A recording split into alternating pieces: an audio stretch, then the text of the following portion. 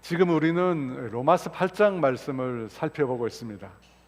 로마서 8장에서 말씀하고 있는 대상은 예수님을 믿고 난 이후의 사람에 관한 말씀입니다. 예수님을 믿고 난 이후의 사람, 성령님으로 거듭난 사람에 관해서 말씀한다는 것입니다. 앞서 살펴보았듯이 성령님은 예수님을 믿는 사람들을 거듭나게 하신 이후에 성령님께서는 그 예수님을 믿는 사람들의 영 가운데 계속 거하십니다. 떠나지 않고 영원토록 내주하십니다. 왜 떠나지 않고 성령님께서 계속 내주하실까요? 성령님이 함께 하시지 않으면 예수 믿는 자의 삶이 불가능하기 때문에, 여러분, 불가능합니다. 성령님이 내주하시지 않으면 하나님의 말씀을 따라 산다는 것이 가능하지 않습니다. 그래서 성령님께서 우리 가운데 계속해서 내주해 계시는 것입니다. 우리 안에 내주해 계셔서 끊임없이 우리로 하여금 영의 생각, 성령님의 생각, 하나님의 생각을 불러일으켜 주셔야 합니다. 성령님께서 영의 생각을 불러일으켜 주셔야만 우리가 육신을 따라 살지 않고 영을 따라 살아갈 수 있는 것입니다. 한순간이라도 성령님께서 우리를 떠나시면 우리는 곧장 육신을 따라서 육신의 죄된 일을 행할 수밖에 없기 때문입니다. 그래서 성령님께서 우리 안에 내주하시면서 끊임없이 우리의 영으로 하나님을 생각하도록 만들어 주시는 것입니다. 그래서 우리 또한 그 성령님을 의지해서, 우리 안에 계신 그 성령님을 의지해서 하나님과의 영적인 교제에 힘을 써야 합니다. 하나님과의 영적인 교제, 여러분, 그것이 예수 믿는 사람들에게 있어서 생명줄입니다. 생명줄이에요. 여러분, 그것을 우리가 잃어버리면, 하나님과의 교제를 우리가 잃어버리면, 단절되면 영적으로 사망하게 됩니다. 그래서 무엇보다도 우리 삶에 있어서 최우선순위는 하나님과 영적인 교제를 매일 갖는 것입니다. 그렇게 할 때만 우리가 생명력 있는 신앙인의 삶을 살 수 있습니다. 그렇게 할 때만, 하나님과 영적인 교제를 누릴 때만 하나님이 주시는 진정한 평안을 우리가 받아 누릴 수 있는 것입니다. 여러분, 그 모든 것들이 하나님과의 영적인 교제의 산물입니다. 오늘 본문에서도 성령님께서 우리 안에 행하시는 또 하나의 일에 대해서 말씀하십니다. 14절 말씀인데요, 다 같이 함께 읽겠습니다. 무릇 하나님의 영으로 인도함을 받는 사람은 곧 하나님의 아들이라. 하나님의 아들, 하나님께 속한 사람은 하나님의 영으로 인도함을 받는다고 합니다. 곧 하나님의 영이신 성령님께서 인도해 주신다는 것입니다. 여러분, 인도라고 하는 말은 이끄는 것을 말합니다. 마치 말이 마차를 이끌어 가듯이 성령님께서 우리 앞서서 우리의 삶을 이끌어 주신다는 것입니다. 제가 지난주에 월요일부터 목요일까지 매일 면담을 하게 됐습니다. 보통 그렇게 면담을 많이 하게 되지 않는데 지난주는 면담을 참 많이 했습니다. 두세 시간씩 계속 집중해서 이 얘기를 들으면서 면담을 했습니다. 그런데 여러분, 무엇을 면담했겠어요? 왜 사람들이 목사를 찾아와서 얘기를 할까요? 무슨 얘기를 할까요? 하나님의 인도하심에 대해서 묻기 위해서입니다. 하나님의 뜻과 계획이 어디 있는지 저에게 묻기 위해서 찾아온 것입니다. 제가 그분들과 면담을 하면서 느낀 것은 사람들의 마음속에, 특별히 예수를 믿는 사람들의 마음속에 하나님의 길, 하나님의 뜻, 계획을 알고 싶어하는 마음이 정말 크구나 라고 하는 것을 새삼 다시 깨달았습니다. 여러분, 신앙을 가진 사람들은 하나님의 인도하심을 받고 싶어합니다. 하나님의 뜻과 계획을 알고 싶어 한다는 것입니다. 그러면 어떻게 하면 하나님의 인도하심을 우리가 받을 수 있을까요? 방금 읽은 말씀에 성령님께서 우리를, 예수 믿는 사람들을 인도하신다고 합니다. 성령님께서 인도하신다. 어떻게 인도하실까요? 어떻게 하면 성령님의 인도하심을 우리가 받을 수 있을까요? 여러분, 성령님께서 우리 안에 내주하고 계신 목적을 곰곰이 생각해 보십시오. 성령님께서 왜 우리 안에 내주하고 계실까요? 그것은 우리와 영적으로 교제하기 위해서입니다. 영적으로 교제하기 위해서. 성령님의 인도하심을 받으려면 바로 그 성령님과 영적으로 교제해야 합니다.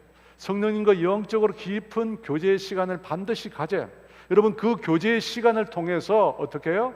성령님의 인도하심, 이끄심을 우리가 경험할 수 있는 것입니다. 여러분, 성령님의 인도하심, 우리의 삶을 인도하신 성령님의 인도하심에 특별한 기술이나 공식이 있는 게 아니에요. 성령님은 인격이십니다. 그 인격이신 성령님과 교제를 통해서 우리가 인도하심을 받는, 그 교제의 수단은 무엇입니까? 하나님의 말씀과 기도. 하나님의 말씀과 기도를 통해서 하나님과 영적으로 깊이 교제할 때, 그때 비로소 우리가 하나님의 인도, 성령님의 인도하심을 받을 수 있다는 것입니다. 요한복음 10장 3절과 4절에 이렇게 말씀합니다. 문지기는 그를 위하여 문을 열고 양은 그의 음성을 듣나니 그가 자기 양의 이름을 각각 불러 인도하여 내느니라. 자기 양을 다 내놓은 후에 앞서가면 양들이 그의 음성을 아는 고로 따라오되, 요한복음 10장 27절에도 내 양은 내 음성을 들으며 나는 그들을 알며 그들은 나를 따르느니라.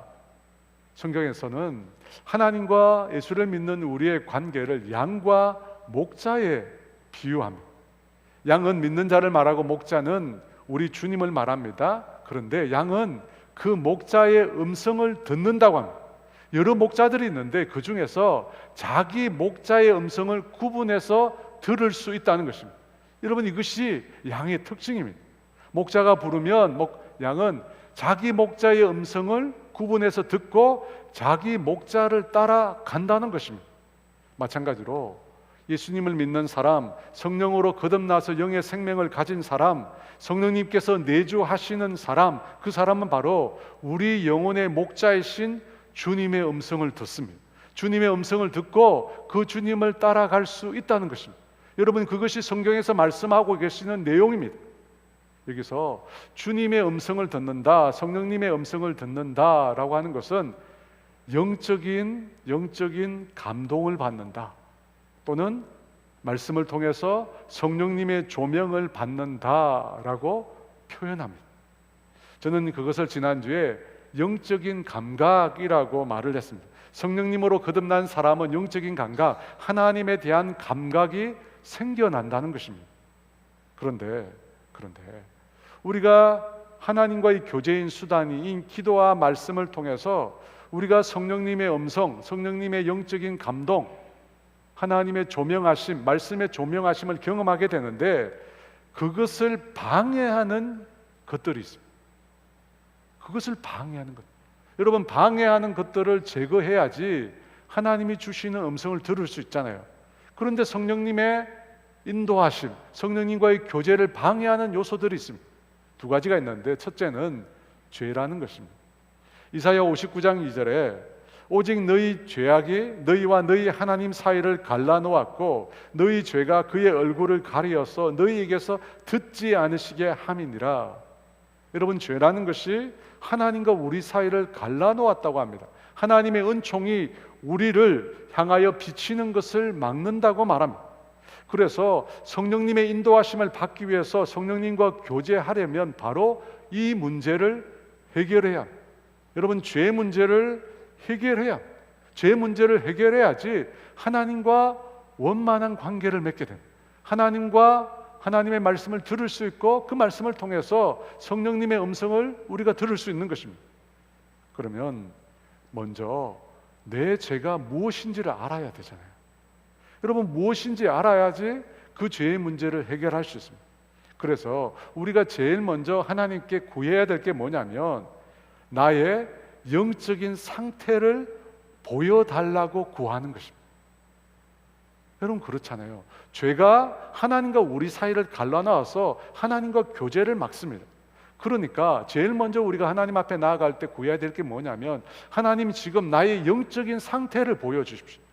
지금 내가 죄를 지어서 하나님과의 관계가, 하나님과의 교제가 끊어져 있는지 그렇지 않은지 나의 영적인 상태를 주님 보여달라는 것입니다. 여러분, 이 기도가 정말 중요합니다.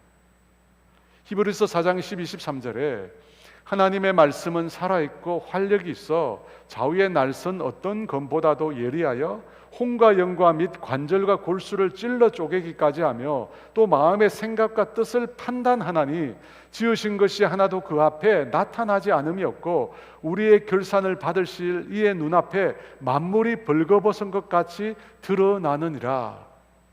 여러분, 이 말씀을 보면 왜 우리가 주님과 교제할 때 말씀, 하나님의 말씀을 가지고 교제하는지 그 이유가 나와 있습니다. 하나님의 말씀은 우리의 혼과 영과 관절과 골수, 우리의 보이는 부분, 보이지 않는 심령의 깊은 부분까지 찔러 쪼갠다고 합니다. 찔러 쪼개요. 그렇게 해서 어떻게 합니까? 우리의 숨어있는 마음과 생각을 하나님 앞에 다 드러내게 하신다. 벌거벗은 것처럼 다 드러내게 하신다. 여러분, 의사가 병을 치료하려면 병이 드러나야지 그 병을 치료할 수 있습니다. 마찬가지로 하나님의 말씀을 통해서, 성령님을 통해서 우리의 죄가 드러나야 그때 우리가 그 문제를 해결할 수 있는 것입니다. 그러므로 성령님의 인도하심을 받기 위해, 성령님과 교제하기 위해 제일 먼저 해야 될 일이 뭐냐? 나의 영적인 상태를 보여주실 것을 구하는 것입니다. 말씀을 읽으면서 기도를 하면서 하나님께 구하는 것. 하나님, 지금 나의 영적인 상태가 어떻습니까? 주님 보여주시옵소서. 저는 오늘 새벽에도 이 부분을 가지고 기도를 했습니다. 마음이 답답한 거예요. 마음이 답답해서 성령님께 물었습니다.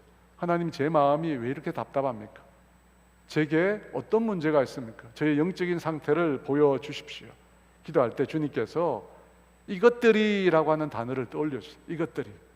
이 단어가 뭐냐면, 저희는 토요일 저녁에 가정 예배를 드립니다. 가정 예배를 드리는데, 이 가정 예배를 드리기 전에 저희 집에 둘째와 셋째가 다투었어요. 둘이서 싸웠어요. 참 이상하게 꼭 예배 드리기 전에 애들이 싸워요. 여러분, 그 이유를 다 아실 겁니다. 그래서 제가 화가 나서 막 야단을 치면서 이것들이 이렇게 제가 얘기를 한 겁니다. 주님이 그걸 생각나게 하세요. 여러분, 좋은 말이 아니잖아요. 하나님의 자녀들을 축복하는 말이 아니잖아요. 그래서 제가 그 말을 가지고 하나님 앞에 회개했습니다. 여러분, 우리의 영적인 상황을 아는 게 중요해요. 영적인 상황을 알아야 그 문제를 해결할 거 아닙니까? 두 번째, 성령님과 교제하기 위해서는 내가 지고 있는 짐을 내려놔요.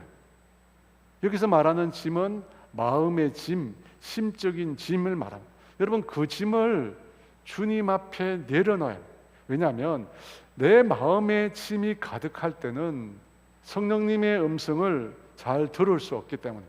여러분, 우리의 마음의 짐이 크면 성령님이 주시는 그 말씀을 내가 붙들지를 못해요. 왜냐하면 우리의 마음에 짐이 있는 경우, 여러분, 마음에 짐이 있으면 어떻게 되냐면 내면에서 소리가 자꾸 나요. 자꾸 내 안에서 소리가 나요. 근데 그 소리가 성령님의 음성보다 더 크게 들려지기 때문에, 그렇기 때문에 그 성령님의 음성을 내가 붙들지 못하는 것입니다. 여러분, 엘리야를 다 아실 겁니다. 그는 갈멜산에서 바알과 아세라의 선지자 850명과 대결해서 승리한 위대한 하나님의 사람이었습니다. 불로 응답하는 제단을 통해서 하나님의 살아계심을 온 백성에게 증명해낸 하나님의 선지자입니다. 그리고 그가 엎드려 기도할 때 3년 6개월 동안 내리지 않던 비가 억수같이 이스라엘 땅 가운데 내리기 시작했습니다. 여러분, 그 일들을 보면 엘리야는 정말로 위대한 하나님의 사람입니다. 그런데 그가 그 사건 직후에 이세벨 여왕의 살해 위협을 받고 목숨을 부지하기 위해서 도망을 칩니다.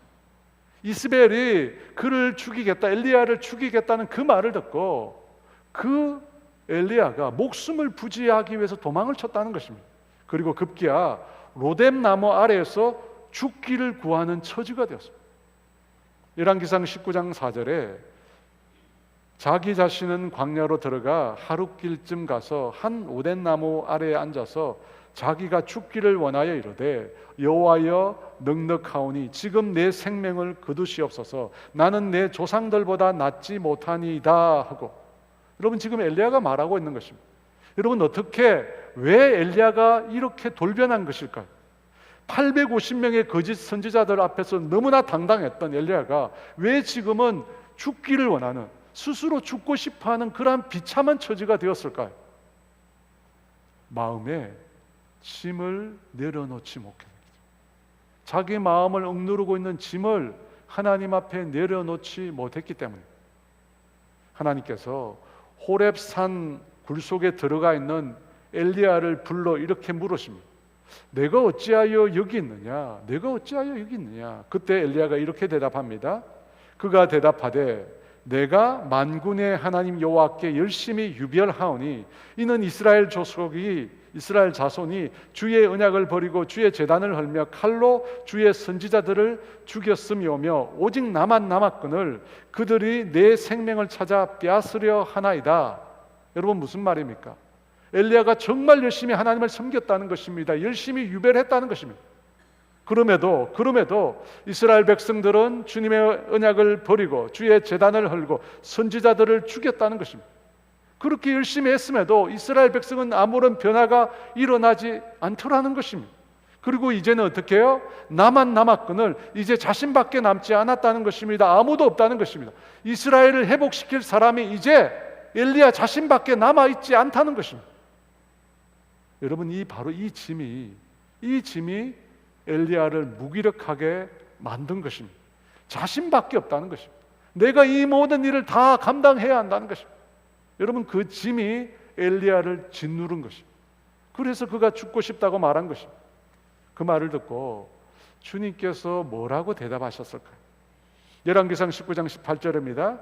그러나 내가 이스라엘 가운데 7,000명을 남기리니 다 바알에게 무릎을 꿇지 아니하고 다 바알에게 입맞추지 아니한 자니라. 주님께서 엘리야의 말을 듣고 나만 남았거늘이라는 엘리야의 말을 듣고 이스라엘 가운데 7,000명을 남겨두셨다고. 여러분 왜 엘리야가 하나님의 인도하심을 받지 못하고 죽고 싶다고 말하게 되었을까요? 그가 홀로 짐지고 있었기 때문에, 자신이 질 수도 없는 그 짐을 혼자서 지고 있었기 때문입니다. 여러분 이와 같은 무거운 마음의 짐을 지고 있으면 주님의 음성이 들리지 않습니다. 내 마음의 절망, 내 마음의 낙심의 소리가 너무나 크게 들려오기 때문에, 내 마음의 짐으로 인하여 절망과 낙심이, 내 속에 있는 절망과 낙심이 더 이상 하나님의 말씀을 붙들지 못하게 만들기 때문입니다. 그래서 우리가 늘 고백해야 하는 내용이 뭐냐면 주님께 내 마음의 이 짐을 맡겨드리는 것입니다. 내가 지고 있는 이 무거운 짐을 주님께 맡겨드리는 것입니다. 그래서 주님께서 너희 염려를 주께 맡기라고 했습니다. 여러분이 여기서 맡긴다는 말은 던지라는 거예요. 너희 염려를 주님께 던지라는 것입니다. 여러분 우리가 어떤 문제에 대해서 염려하고 불안해하는 것은 무슨 뜻이냐면 내가 그 문제에 있어서 주인이라는 뜻입니다. 내가 자녀의 문제에 대해서 염려하고 걱정하고 있으면 자녀 문제에 대해서 내가 주인이라는 것입니다. 내가 내 장래에 대해서, 미래에 대해서 염려하고 걱정하고 있으면 그 문제에 대해서 내가 주인이라는 뜻입니다. 여러분 내가 내 삶의 주인인 것입니다. 근데 문제는 내가 내 삶의 문제를 해결할 수가 없는 것입니다. 그래서 우리가 염려하고 걱정하고 불안해하는 것입니다. 그런데 주님이 어떻게 하라고 합니까? 그 짐을 주님께 맡기라는 것입니다. 그 짐을 능히 감당할 수 있는 주님께 그 짐을 맡기라는 것입니다. 왜? 주님이 우리 인생의 주인이시기 때문입니다. 주님이 우리 인생의 주인이시며 우리 인생의 짐을 능히 감당할 수 있기 때문에 우리는 그 짐을 주님께 맡겨드려요. 여러분 그렇게 맡겨드리면 어떻게 될까요? 더 이상 내가 그 문제의 주인이 아닙니다. 그 문제에 있어서 주님이 주인이 되는 것입니다. 나와 주님의 관계가 그때 올바로 설정돼요. 이전에는 내가 인생의 중심에서 주인 노릇을 한 것입니다. 그런데 내 스스로 문제를 해결할 수 없으니까 염려하고 걱정하고 불안했던 것입니다. 그런데 내 인생의 왕자에서 내려와서 내 인생의 모든 짐을 주님께 맡기는, 주님이 내 인생의 주인이 된 것입니다. 그때부터 어떻게 될까요, 여러분? 어떻게 될까? 그 문제로부터 내가 자유함을 얻게 되는 것입니다. 그래서 예수님이 말씀하셨습니다. 수고하고 무거운 짐진 자들아 다 내게로 오라. 내가 너희를 쉬게 하리라. 어떻게 하십니까? 주님께 내 인생의 문제를, 짐을 다 맡겨드리는 것입니다. 여러분, 그렇게 할 때 비로소 주님의 말씀이 들려오는 것입니다. 비로소 주님의 음성이 들려오는 것입니다. 저는 아침마다 기도를 드릴 때 꼭 이 두 가지를 기도합니다. 죄와 짐, 이 두 가지를 나에게서 벗겨달라고 주님께 간구합니다. 여러분, 그렇게 기도하고 난 다음에 그 다음에 이렇게 기도합니다. 주님, 말씀하여 주십시오. 주님은 말씀하는 분이시지 않습니까? 주님은 양의 목자가 되지 않습니까? 그 음성을 내게 말씀하여 주시옵소서. 여러분, 그렇게 기도할 때 주님은 많은 경우 성경 말씀을 통해서 저에게 말씀하십니다. 성경 말씀을 생각나게 하십니다. 왜냐하면 성령님은 우리를 돕는 자로 예수님의 말씀을 생각나게 하신다고 말씀하셨기 때문입니다. 그러므로 사랑하는 여러분, 한번 해보십시오. 주님과의 교제를 맡고 있는 방해물을 제거하시고 정말 친밀한 주님과의 교제 가운데 들어가 보십시오. 그 교제를 통해서 성령님께서 여러분의 심령 가운데 말씀하실 거예요. 영적인 감동을 주실 거예요. 성령님의 조명하심을 여러분에게 들려주실 것입니다. 여러분, 그러면 그 주님과의 교제를 통해서 하나님의 선하신 인도함을 여러분이 경험하게 되실 것입니다. 그렇게 하나님의 선하신 인도함을 경험하게 되시는 저와 여러분 되시기를 주의 이름으로 축원합니다. 오늘 두 번째 우리가 생각해 볼 것은, 그렇다면 내가 경험하고 있는 이 인도하심이 과연 성령님의 인도하심인지 어떻게 아느냐는 것입니다. 왜냐하면 영적인 세계에는 성령님만 계신 것이 아니라 악한 영이 있기 때문입니다. 악한 영도 우리를 늘 미혹하려고 애쓰고 있기 때문입니다. 그래서 성령님의 인도하심과 악한 영의 미혹을 우리가 구분해야 합니다. 어떻게 구분할 수 있을까요?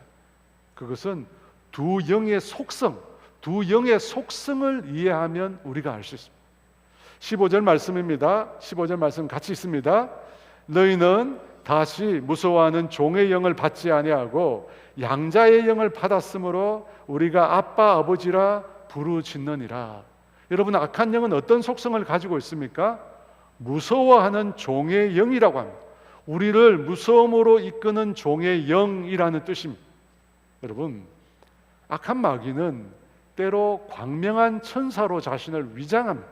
그래서 지난주에 말씀드린 것처럼 마귀는 처음에 달콤한 유혹으로 우리에게 찾아옵니다. 눈에 보기에 좋은 것으로 우리를 미혹한다는 것입니다.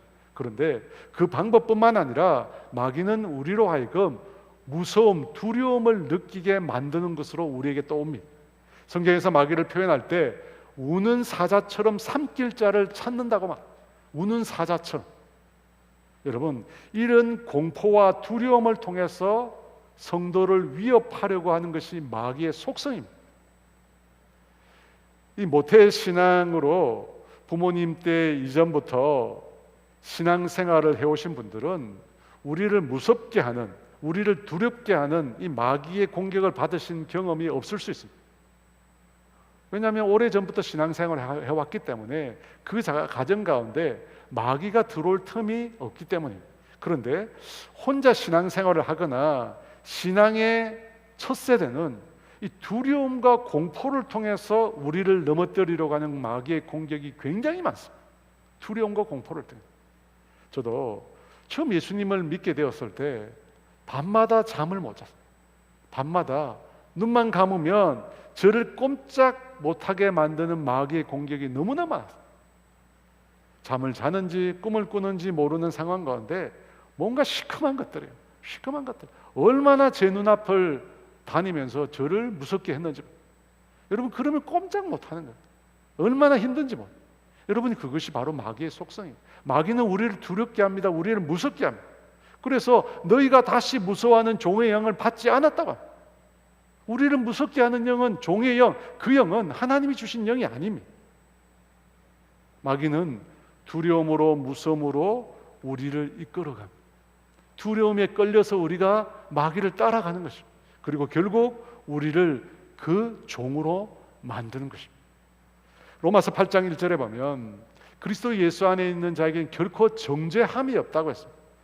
정죄함이 없다. 무슨 말입니까? 죄와 관련된 그 어떤 형벌이나 심판이나 죄책이 없다는 것입니다. 예수님께서 죄와 관련된 모든 것을 다 제하여 주셨다는 것입니다. 다 끝났다는 것입니다. 예수님 안에서 다 끝났습니다. 그런데 마귀는 우리 가운데 끊임없이 내가 지은 죄에 대해서 용서받지 못했다고 우리를 참소해요. 주님은 다 끝났다고 말씀하셨는데 마귀는 하나님은 결코 너를 용서하지 않을 거야.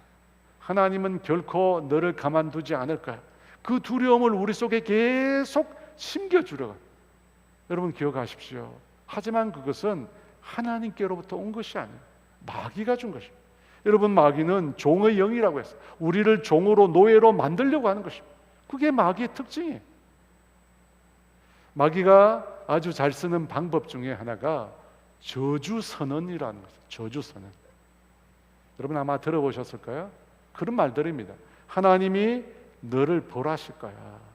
너가 이 교회를 떠나면 하나님이 너를 가만두지 않을 거야. 너가 목회자의 말에 순종하지 않았으니 하나님이 너 사업을 망하게 할 거야. 너 자녀들을 어려움에 빠뜨릴 거야. 여러분 이런 말들을 어떻게 생각하십니까?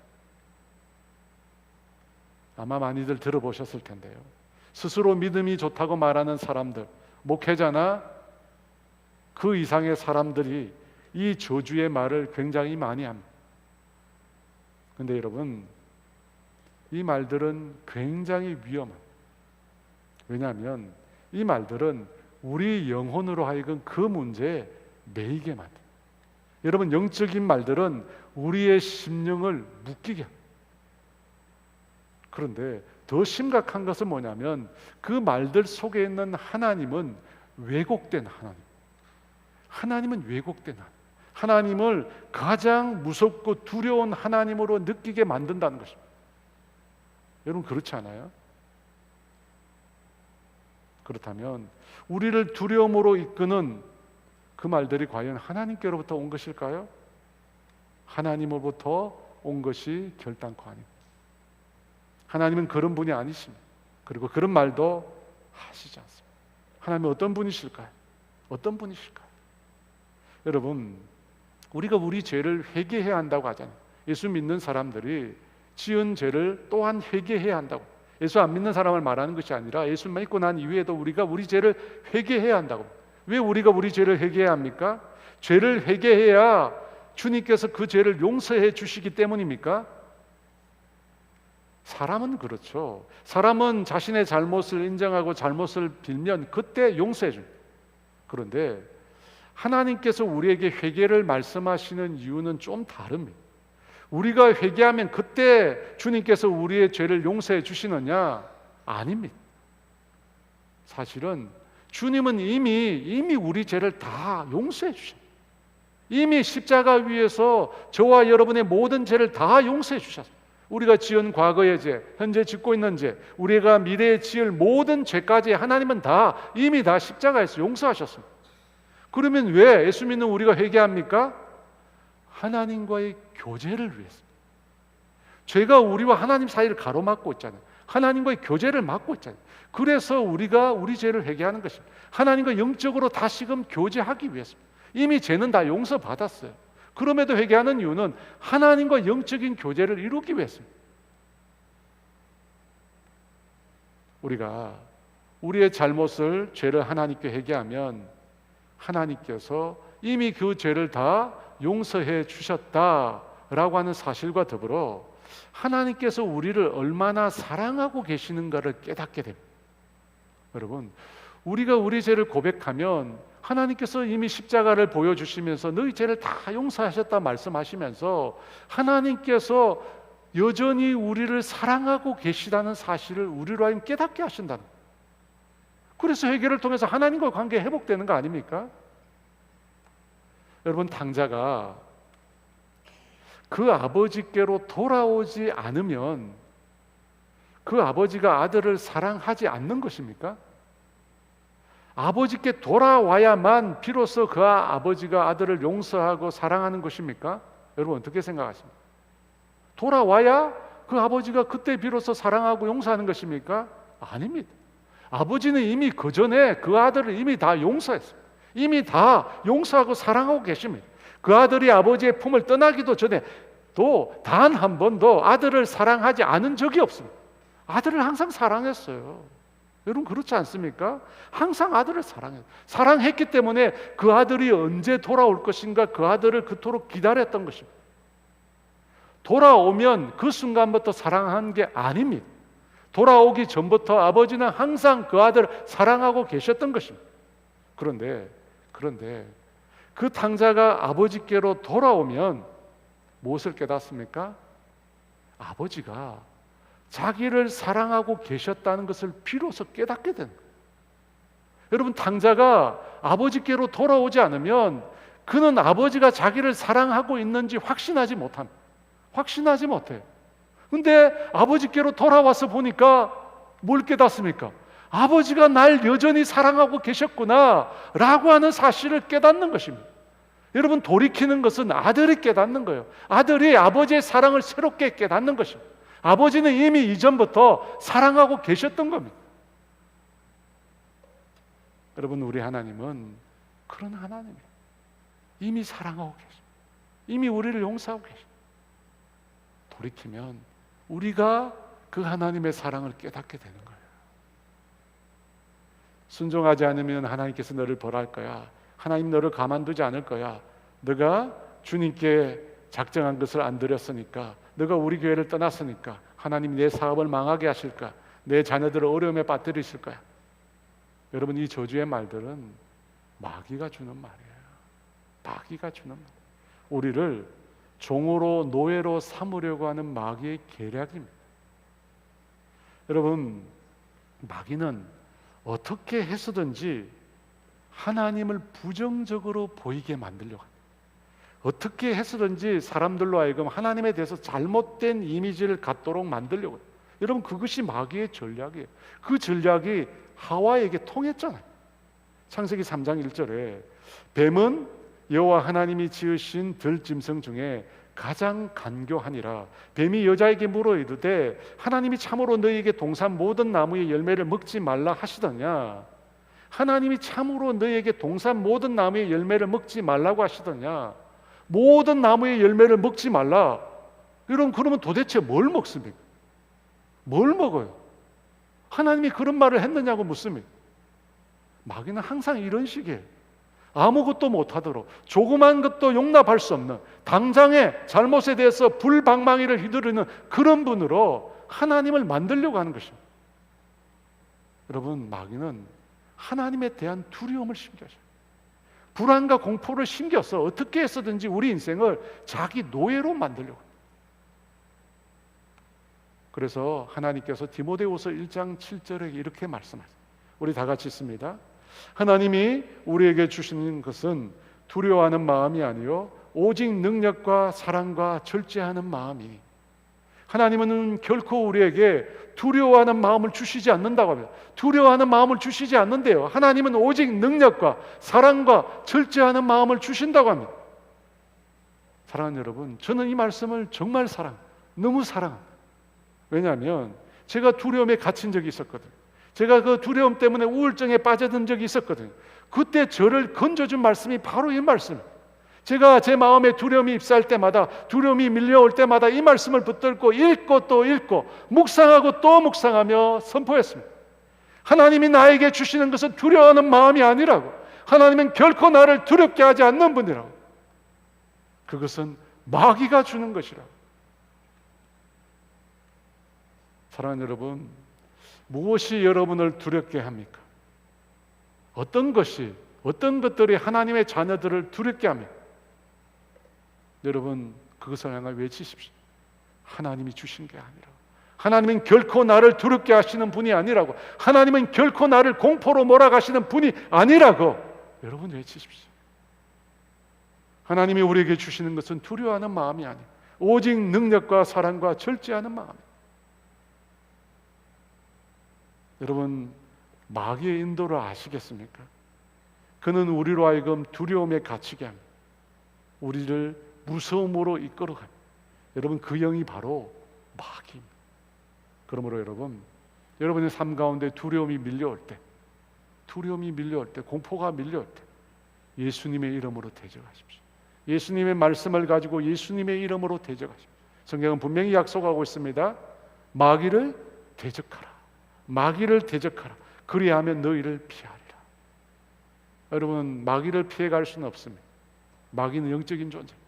그래서 예수의 이름으로 주님의 말씀을 붙들고 마귀를 대적하십시오. 그러면 그는 피하게 됩니다. 그렇다면 이제 성령님은 우리를 어떻게 이끄실까요? 15, 16절 말씀입니다. 같이 있습니다. 너희는 다시 무서워하는 종의 영을 받지 아니하고 양자의 영을 받았으므로 우리가 아빠 아버지라고 부르짖느니라. 성령이 친히 우리의 영과 더불어 우리가 하나님의 자녀인 것을 증언하시나니. 성령님의 인도하심을 우리가 알려면 앞서 나온 것처럼 성령님의 속성을 이해합니다. 성령님은 어떤 영이라고 하십니까? 양자의 영이라고 해요. 양자의 영. 여러분, 양자라는 말은 우리 문화권에서는 좀 부정적으로 익힐 수 있는 말입니다. 그런데 성경에서는 그렇지 않습니다. 성경에서 양자라는 말은 아버지가 상속을 물려주기 위해서 택한 사람을 뜻합니다. 자기의 상속을 물려주기 위해서 택한 사람이 양자입니다. 그러니까 양자는 곧 상속자인 것입니다. 이삭이 아직 태어나지 않았을 때 아브라함이 양자를 드리려고 했습니다. 다메섹 사람 엘리에셀, 그를 자신의 양자로 삼아서 자신의 것을 상속하려고 했던 것입니다. 그래서 양자는 아들과 같은 존재입니다. 사랑하는 여러분, 성령님은 양자의 영입니다. 우리로 하여금 우리가 하나님의 자녀인 것을 확신하게 만들어 주시는 분이십니다. 성령이 친히 우리 영과 더불어 우리가 하나님의 자녀인 것을 증언하시나니, 성령님이 우리로 하여금 우리가 하나님의 아들, 하나님의 딸임을 인식하도록 만들어 주시는 분이십니다. 그래서 그 성령님을 통해서 우리가 하나님을 어떻게 부를 수 있습니까? 아빠, 하나님을 아빠, 아버지라고 부를 수 있는 것입니다. 여러분은 우리가 예수님을 믿기 이전에 우리는 양자가 아니라 사실은 하나님의 원수였습니다. 양자가 아니라 하나님의 원수였어요. 하나님의 눈에는 결코 용서받을 수 없는 죄를 지은 죄인이었습니다. 영원한 멸망과 심판을 받아야만 하는 죄인이었습니다. 하나님의 원수였어요. 그런데 예수님께서 우리 대신, 우리 죄를 대신해서 십자가에서 죽으심으로 우리 죄가 용서를 받을 수 있게 된 것입니다. 우리의 죄만 용서받을 수 있게 된 것이 아니라 그때부터 예수를 믿음으로 우리의 신분에 놀라운 변화가 일어나게 됩니다. 어떤 변화가 일어났습니까? 죄인에서, 죄의 노예에서 하나님의 자녀가 됐습니다. 하나님의 자녀, 온 세상 우주 만물을 창조하신 그 창조주 하나님의 아들과 딸이 되었다는 것입니다. 여러분, 전에는 죄인이었습니다. 영원히 멸망받을 수밖에 없는 하나님의 원수였습니다. 그런데 우리가 예수님을 통해서 이제 하나님의 상속을 받을 수 있는 하나님의 자녀가 되었다는 것입니다. 여러분, 이 차이가 얼마나 큽니까?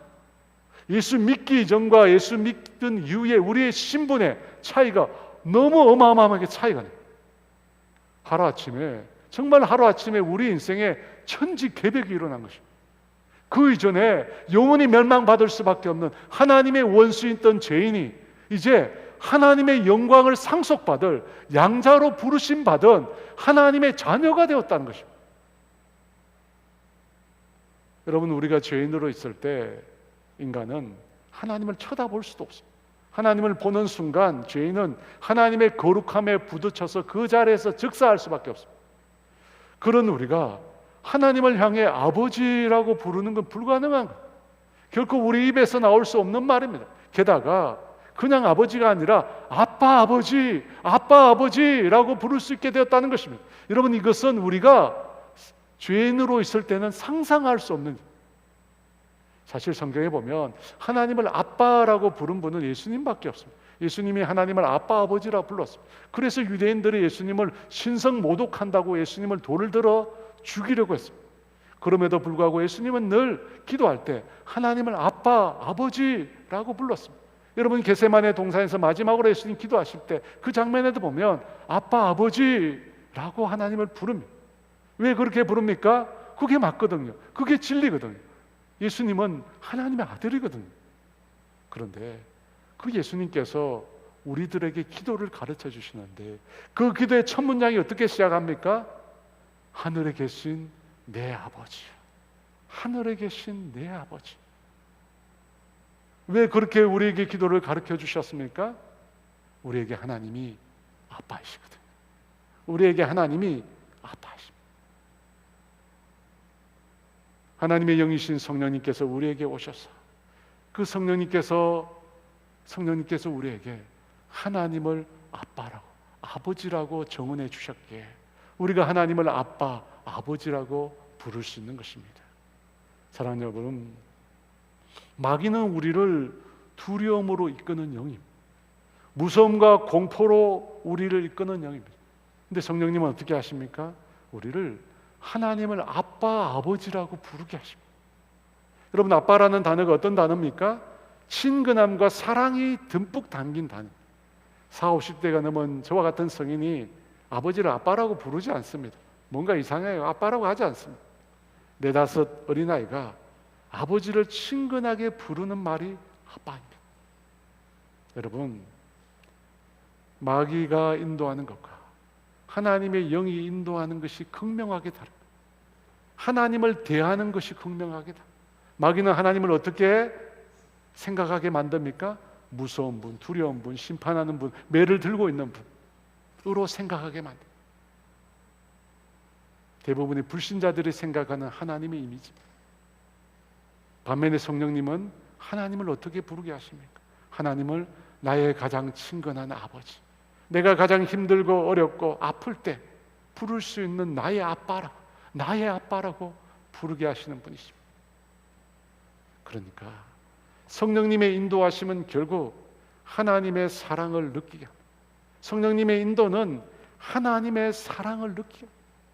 여러분, 성령님의 인도하심, 성령님의 역사는 성령의 열매로 귀결이 되잖아요. 그 열매의 첫 번째 열매가 뭡니까? 사랑입니다. 사랑이. 성령님께서 우리를 인도하시면 하나님의 사랑으로 우리를 인도하시는 거예요. 하나님의 사랑을 우리로 하여금 느끼게 하는 것입니다. 무서움이나 두려움이 아니라 하나님의 사랑을 느끼게 하고 그 사랑 안에서 감격하게 만드시는 분이 바로 성령 하나님이십니다. 제가 지난주 설교에서 하나님은 우리의 성숙을 위해서 우리를 먼저 광야로 내모신다고 했습니다. 우리로 하여금 먼저 어려움을 겪게 만드신다는 것입니다. 왜 어려움을 겪게 만드십니까? 우리가 미웠습니까? 우리로 하여금 하나님의 복을 담을 수 있는 그릇으로 만드시기 위해서라고 했습니다. 성령님의 또 하나의 특징, 그분은 양자의 영으로 우리로 하나님을 아빠라 부르게 하십니다. 하나님을 아빠, 아버지라고 부르게 하십니다. 성령님은 하나님의 사랑으로 우리를 이끌어 가시는 분이십니다. 여러분, 그래서 하나님의 사랑이 없다면, 하나님의 사랑을 느낄 수 없다면, 하나님의 사랑을 경험할 수 없다면 성령님의 역사가 아닌 것입니다. 성령님의 인도하심이 아닌 것입니다. 사랑하는 여러분, 우리는 더 이상 두려움의 노예가 아닙니다.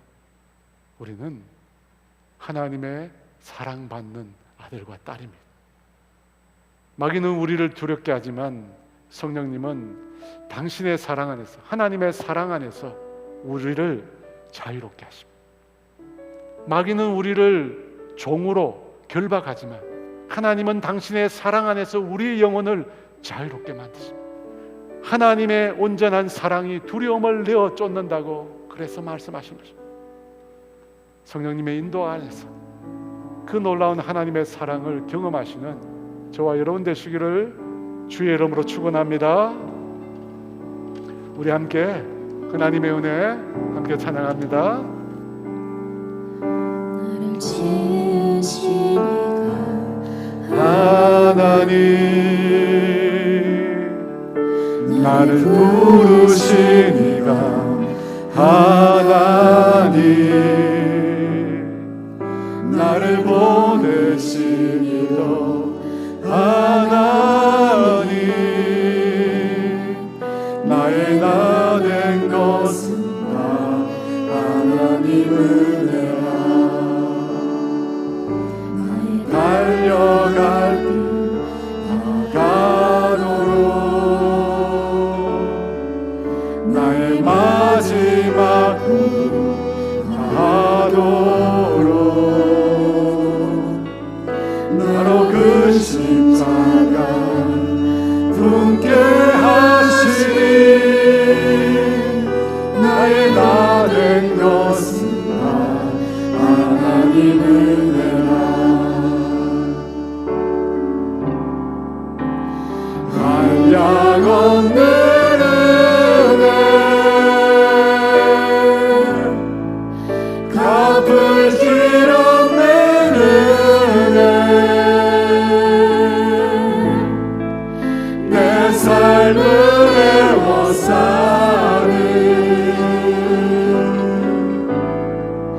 하나님의 은혜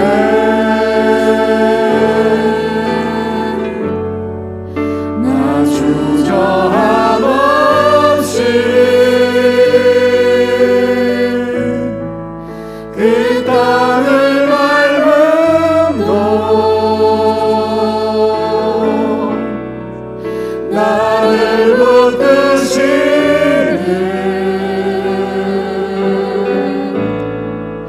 하나님의 은혜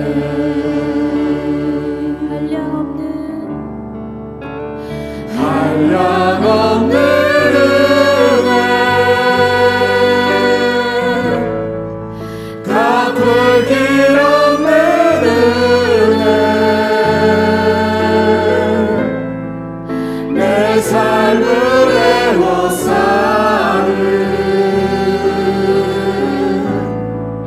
하나님의 은혜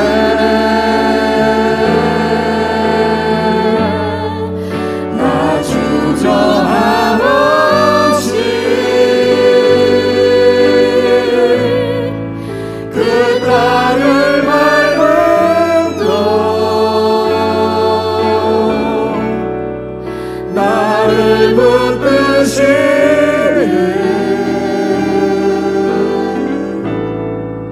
하나님의 은혜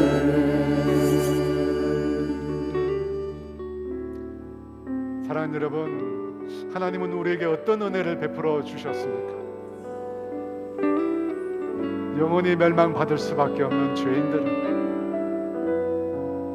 그 영원한 심판에서 건져주시고 여러분 그것도 모자라서 우리에게 당신의 영원한 영광을 상속해 주시라고 우리를 당신의 자녀로 삼아 주셨습니다.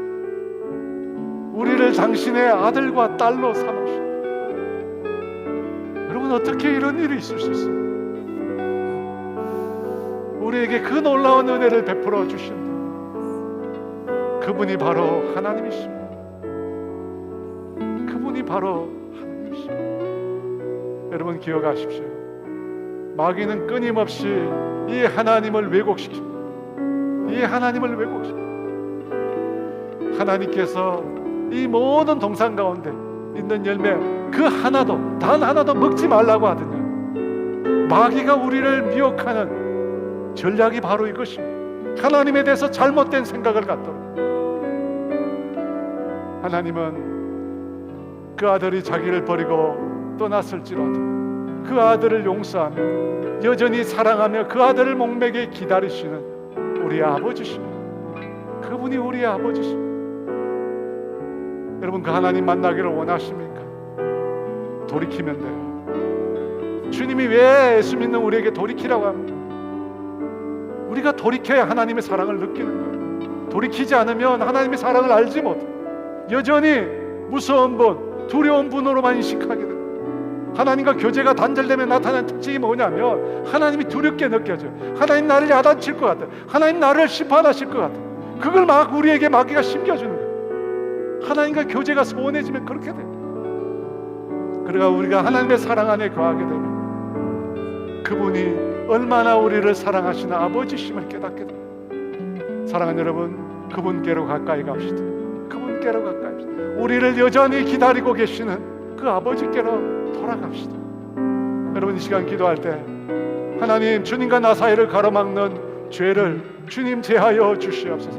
내 죄가 어떤 것인지 밝혀 보여주시고 그 죄악을 예수 이름으로 다 제하여 주시고, 또 하나님, 내가 지고 있는 마음의 짐, 내 인생의 무거운 짐, 하나님 이 시간 다 주님의 품에 맡겨드리게 하여 주시옵소서. 그래서 염려, 걱정, 불안으로서 벗어나게 해달라고, 우리 그 주님과의 관계를 회복시켜 달라고 우리 주여 외치고 주 앞에 나가겠습니다. 주여.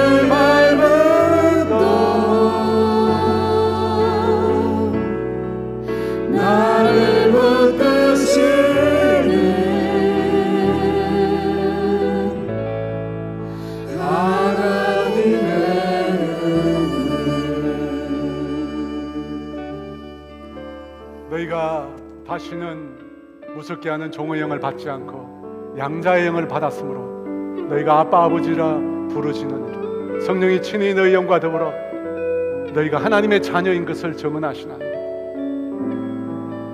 하나님, 주의 성령님, 주님은 우리를 하나님의 사랑으로 인도해 주시는 분이십니다. 하나님을 아빠, 아버지라고 친근하게, 친밀하게, 가깝게 하나님의 사랑을 느끼게 하시는 분이심을 믿습니다. 주님, 더 이상 두려움 가운데, 공포 가운데, 무서움 가운데 머무르지 않게 하여 주시옵소서.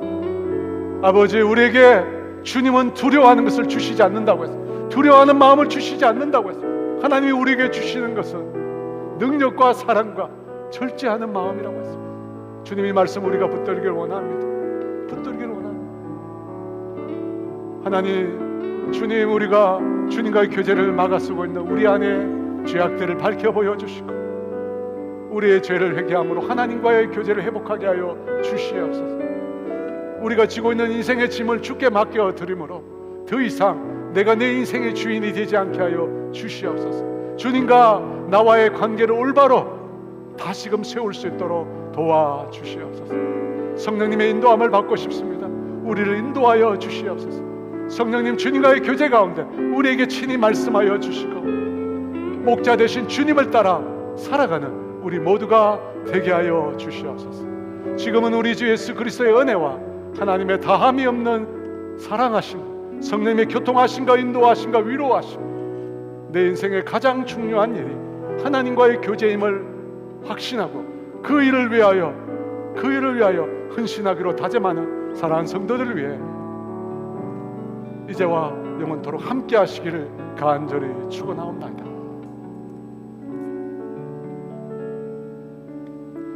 예배를 모두 마쳤습니다. 1주년 기념 케이크 커팅이 로비에서 진행될 예정입니다.